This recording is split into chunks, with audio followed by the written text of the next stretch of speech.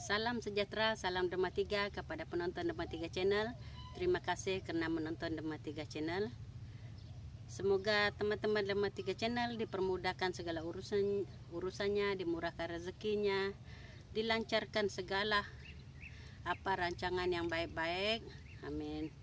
Oke, hari ini Dharma 3 Channel hanya duduk saja di ruang laluan kerja di tapak kebun. Oke.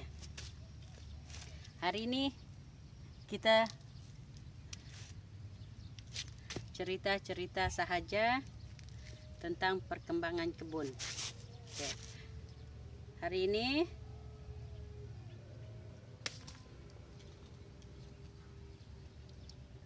buah sudah ada yang merah-merah, bunga sudah tumbuh, sudah mekar, dan ada juga buah yang hijau yang sudah agak besar. Sekarang kita sudah masuk pusingan yang ke-5. Ya, ke-5. Oke. Buah yang merah ini buah merah pusingan yang ke-4.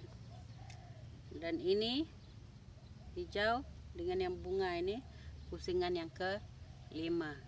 Ini sudah mengambil masa lebih kurang 9 bulan.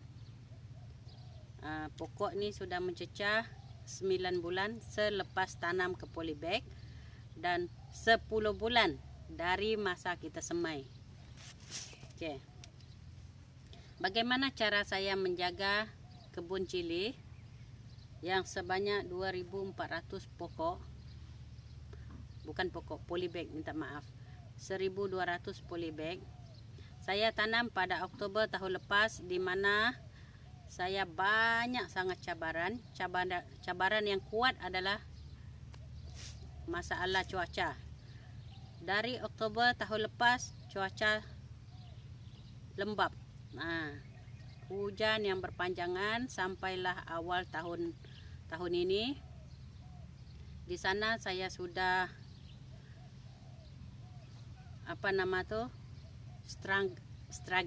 struggle untuk merawat pokok-pokok saya yang ada masalah, yang diserang kulat. Oke, bagaimana saya struggle? Saya hari-hari datang pantau, hari-hari lihat keadaan pokok, dan pekerja-pekerja pun mereka banyak sangat membantu. Kita mula rawatan kulat dari peringkat awal dia, teman-teman. Minta maaf, berpeluh, panas. Oke. Kita rawat. Kita tidak boleh skip. Kita tidak boleh jangkau tidak boleh tertinggal meracun, sebab waktu itu memang sangat lembab. Kawasan tanah sini pun kadang dia bertakung air dalam jangka masa lama. Kalau hujan berterusan, air tidak akan kering, dia akan tetap bertakung. Oke.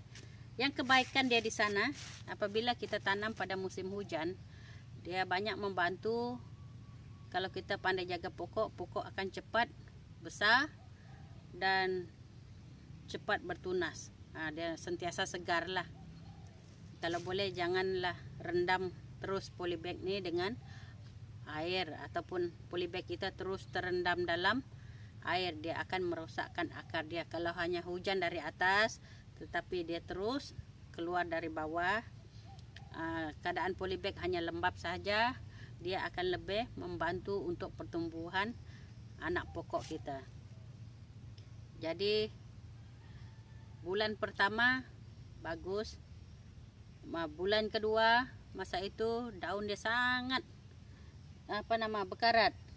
Jika teman-teman lihat video-video saya sebelum ni, pusingan kedua saya gugurkan semua daun dia dengan cara puasakan dia. Saya tidak siram dalam masa 4 hari berturut-turut sampai pokok saya layu dan nampak daun dia kering dan dia dalam seminggu dia akan gugurkan semua daun, pokok semua sudah nampak botak. Jadi jangan takut teman-teman, sebab dia akan tumbuh balik. Selepas saya puasakan dia, selepas saya gugurkan daun-daun yang ada masalah tuh, sebulan lepas itu tumbuh pucuk, tumbuh tunas baru, tumbuh pucuk baru, dia nampak cantik teman-teman.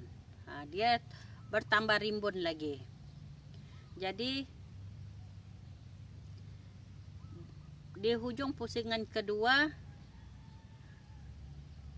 di hujung buah pusingan kedua, saya buat satu rawatan lagi, yaitu saya pruning. Minta maaf dulu, mata saya ini kalau saya nampak yang tidak berapa bagus tuh cepat tangan saya.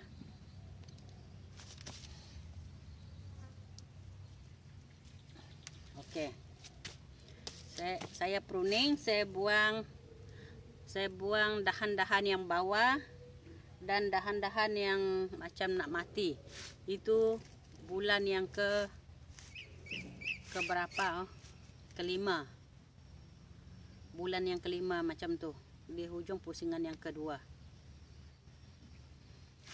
Oke, saya buang, saya botakkan. Teman-teman boleh tengok lagi video saya macam mana keadaan pokok saya setelah saya pruning, setelah saya buang dahan dia agak botak, dia agak luas. Inilah kesan dia. Sekarang di bahagian atas dia pula rimbun. Kenapa? Sebab setiap minggu, setiap bulan dia akan tumbuh tunas, tumbuh pucuk baru. Ini dah. Apabila tumbuh pucuk baru, dia bunga pun terus tumbuh, terus keluar. Ini dia. Oke, itu cara saya macam mana mengurus di waktu-waktu musim cuaca yang kurang baik. Saya pruning dia supaya senang kita merawat.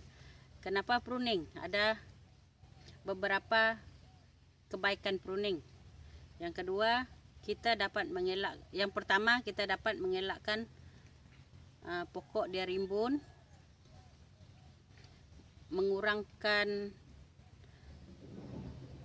pokok-pokok yang tak ada guna, dahan-dahan yang tidak berguna, dia akan kongsi makan baja, jadi kita buang. Yang kedua, dia memudahkan rawatan menyeluruh. Bila kita sembur racun ke, sembur vitamin ke, suplemen ke, dia akan menyeluruh, dia dapat kena semua, dan kita dapat mengawal merebaknya kulat. Oke, itu pruning. Jadi apabila kita sudah pruning, jangan heran buah akan agak kurang sikit sebab banyak dahan kita buang. Tapi pusingan pertama selepas kita pruning, buah kurang. Yang kedua, dia akan meningkat balik. Jangan risau teman-teman, buah akan meningkat semula. Oke. Sekarang keadaan pokok sudah tua. Dia mencecah 9 bulan selepas tanam. Jadi apa yang saya perlu buat di sini, saya perlu gunakan banyak suplemen untuk meningkatkan kualiti buah dia. Buah dia masih bagus. Cuma banyak dahan-dahan dia yang agak kering, yang macam dah tua. Di sana kita perlu tambahkan vitamin supaya dahan-dahan kering ini tadi, mana contoh dahan-dahan keringnya? Macam inilah, tengok. Ini dahan-dahan kering. Bila kita bagi suplemen, kita baiki akar dia. Jadi dahan-dahan ini tadi dia akan tumbuh tunas-tunas baru teman-teman. Bila tumbuh tunas-tunas baru, dia akan jadi banyak buah, lebat. Oke, pada waktu sekarang ini dia mula berbunga dan ada lagi pucuk-pucuk yang belum keluarkan bunga. Jadi waktu inilah kita spray boom flower. Oke, dalam boom flower ni dia membantu untuk meningkatkan bunga dia menambah bunga banyak dan dapat menghasilkan buah yang banyak. Boom flower. Oke, sekarang kita perlu banyak menggunakan vitamin suplemen. Oke, baja asas yang kita perlu guna seperti biasa, baja AB. Dan sekarang saya masih menggunakan baja AB 12-12-36 NPK 12 dan 36 supaya dapat membantu pertumbuhan tunas baru, membaiki akar dia. Kalau dia sudah tua, dia dapat membantu menambah kesuburan. Selain itu, saya juga membantu pokok mendapat makanan. Saya menggunakan baja organik, yaitu Ajimino. Biasa kita panggil baja kopi, Ajimino. Oke, Ajimino ini dia banyak membantu untuk pertumbuhan tunas-tunas juga dan akar dia juga. Oke, cara penjagaan Demam 3 sangat simpel, kalau boleh, sebab ini kebun pertama saya buat agak luas sedikit, jadi banyak modal saya laburkan, jadi saya belum mau mengalah untuk tebang lebih awal. Saya akan cuba menjaga sekurang-kurangnya hampir setahun lah, menghampiri setahun, syukur sudah. Nanti pusingan musim seterusnya mungkin untuk kualiti buah dia, dan kita dapat mengurangkan kerja memilih buah untuk grading buah.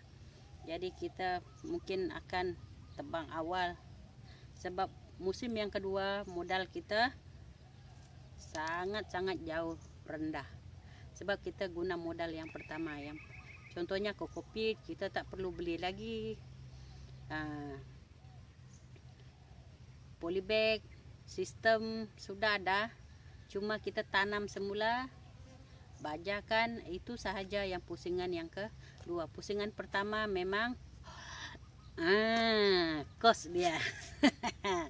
Nafas tak nafas. Itu lawak sajalah. Yang penting kita minat, hobi kita minat berkebun, semuanya akan berjaya. Kalau tim kita kuat, staff kita memahami keperluan kebun, memahami keperluan